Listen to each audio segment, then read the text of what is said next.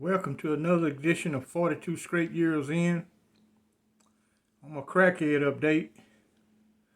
I just came from a walk in the park, and lately Super Crip he was sitting out in the park. He's smoking him a blunt. As soon as I smell all that weed, I know the lives are gonna start rolling. He said, "Say, school, this some of that Cali weed here, man. You want to hit it? Oh, my mama, man, this from Cali, man. This that good shit, man. Ain't better than that shit they got in Texas. Y'all was smoking that Reggie. This good shit here." I said, "No, man, I don't get high." "You don't smoke weed? Something must be wrong with you." I said, "Man, I ain't never smoked no weed." I said, "I don't even smoke cigarettes now. Hell, I quit those." He said, "Man, this ain't gonna bother you, man, on my mama, man. This ain't gonna make you eat and go to sleep. And you need to let your little pretty girlfriend smoke some." I said, "No, she good, man." He sit there and he wanted to puff, and pass. He's smoking it by himself. He had a big fat ass blunt. I walked on off and he started saying, "Hey, man, you sure you don't want none of this?" "Oh, my mama, man, it's good, man. It ain't gonna hurt you." "Oh, my mama, man." I said, "No, I'm good, man." That's my crackhead update. Y'all know what it is. Get your shanks out. Let's get ready to ride. Yeah, they're proposing a change in the gang law. They want to make all gang members domestic terrorists. The punishment range, life in prison, no parole. I believe the people finally got tired. America has come too violent. People say they can't do it.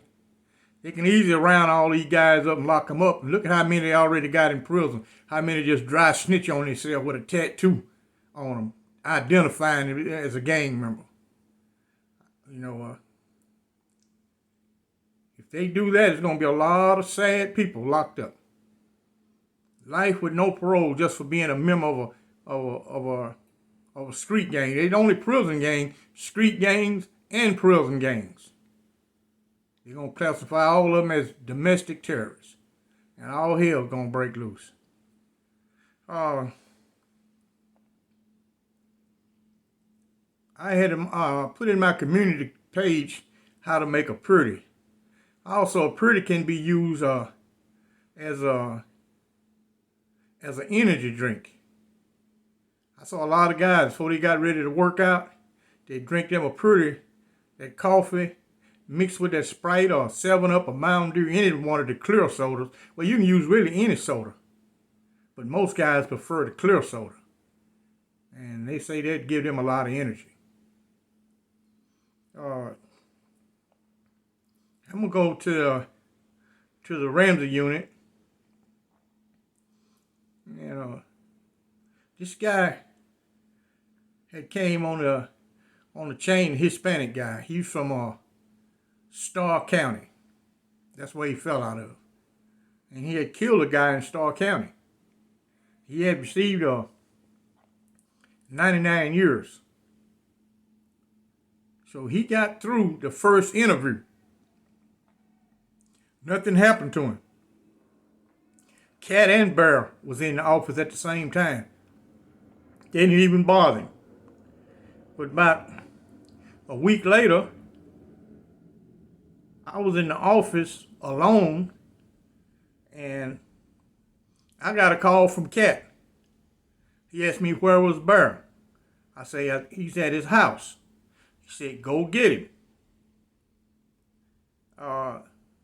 Bear didn't carry no walkie-talkie. I mean, he could have if he wanted to. So I got to walk down the hallway. The 2-wing, that's where he lived. He live in a cell by himself. He don't have a bunk. He got a bed with a mattress. That's what he sleep on. So I went down there and got him. I said, "Hey, Cat wants you on the phone." Now, I could hear bits and pieces of the conversation. But the next morning, Bear came in the office. He said, "Go down to 4-wing," and he told me the guy's name. His name is Ramon Escalante. He He said, go get Escalante, tell him to come to the office. The ward want to see him.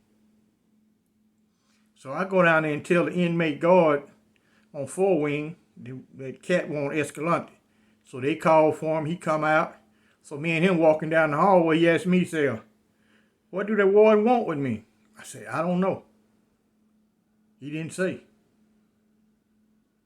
He said, man, I don't know what he could be talking to me about. I said, well, you'll soon find out.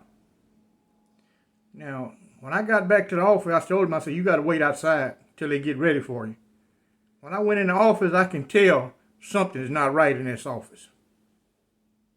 I'm looking at the expression on Cat's face. I'm looking at Big Bear's in there. I say, oh, shit, something is not right here. So they sitting there talking.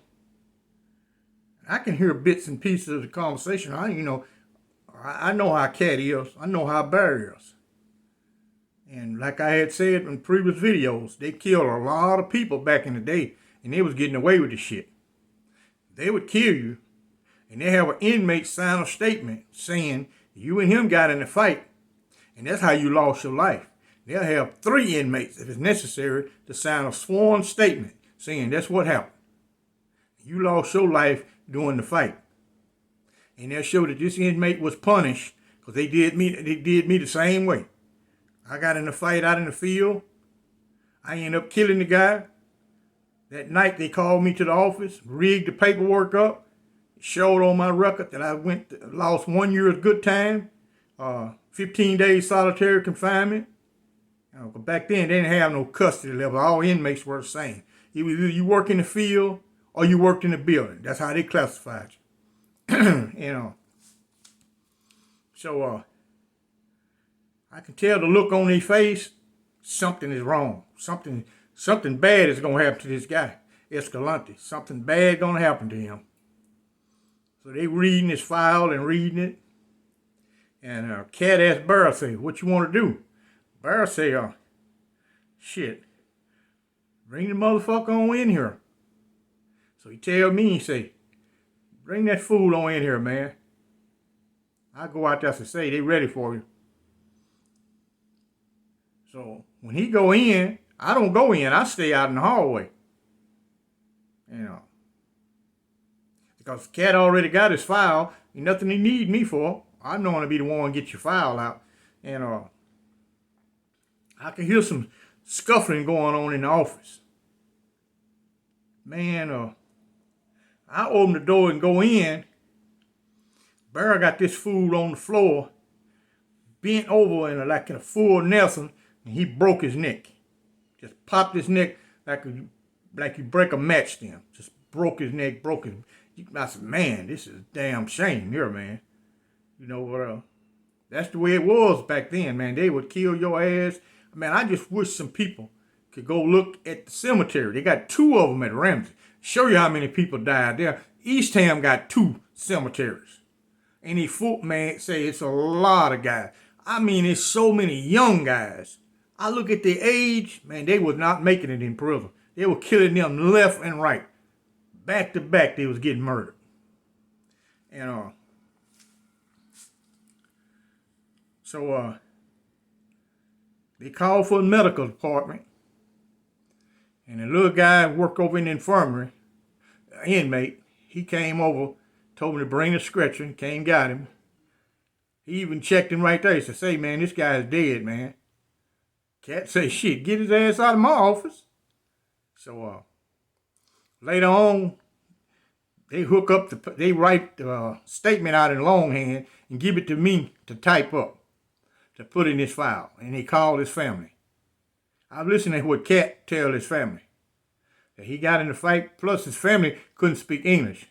So they went and got a Hispanic inmate guard to translate it in Spanish, let him talk to this guy's family. Said he got in a fight, and during the course of the fight, he was killed.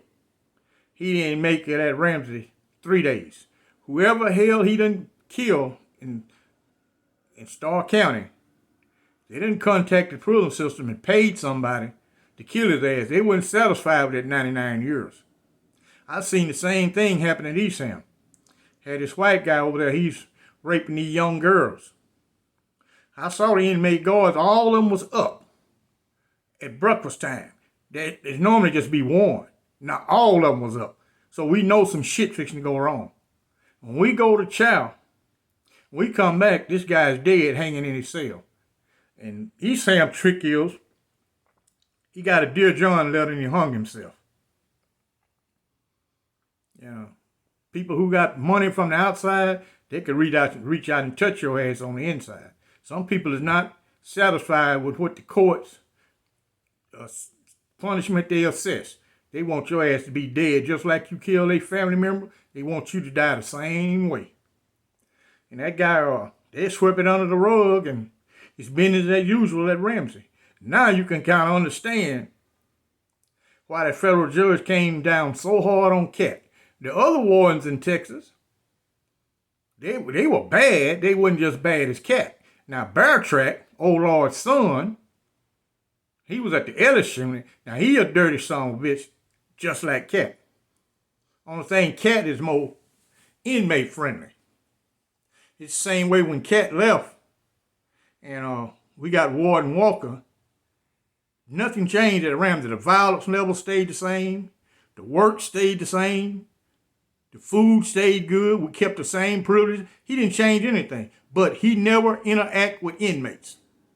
He don't be talking to inmates. He don't want to interview you. He ain't got nothing to say to you at all. He don't have no deal. He let the major do all that.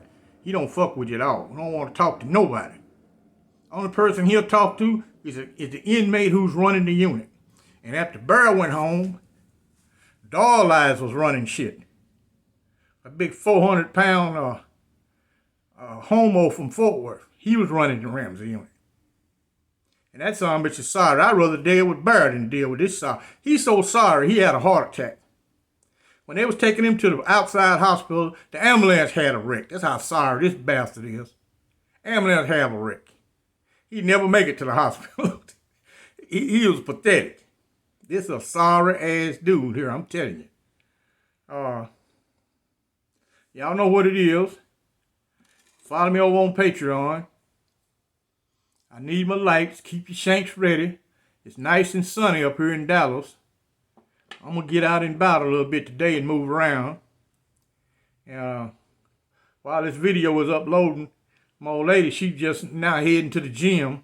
So I got time to upload. But she done turn her damn desktop off. It take all the damn Wi-Fi. Y'all like and subscribe. And I thank you for watching.